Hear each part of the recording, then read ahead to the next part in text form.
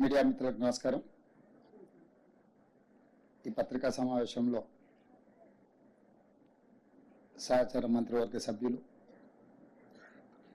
Planning commission vice chairman,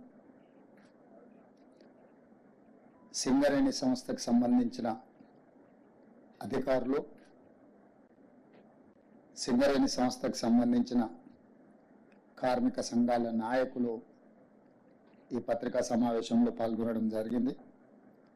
అత్యవసరంగా మంత్రివర్గ సమావేశానికంటే ముందే ఈ పత్రికా సమావేశాన్ని ఏర్పాటు చేసి నాడు తెలంగాణ రాష్ట్ర సాధన ప్రక్రియలో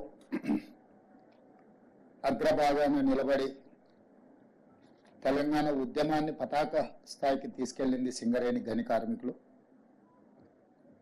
సింగరేణి గని కార్మికుల యొక్క శ్రమ, వాళ్ళ పోరాట పటిమ తెలంగాణ రాష్ట్ర సాధనలో అత్యంత క్రియాశీలకమైన ప్రత్యేకమైన పాత్ర పోషించడం జరిగింది.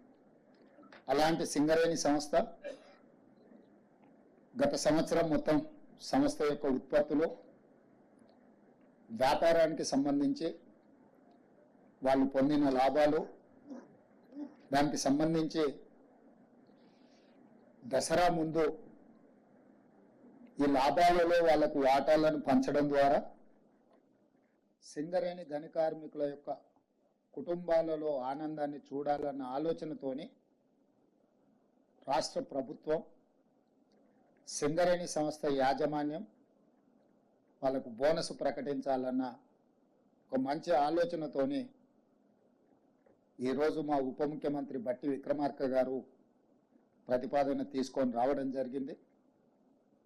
వారి ప్రతిపాదన మేరకు సింగరేణి కార్మికులకు బోనస్ను ప్రకటించడానికి ఇక్కడ మంత్రివర్గ సభ్యులు, ఆ ప్రాంత శాసనసభ్యులు అందరం కూడా ఈ పత్రికా సమావేశంలో మీ ముందుకు రావడం జరిగింది.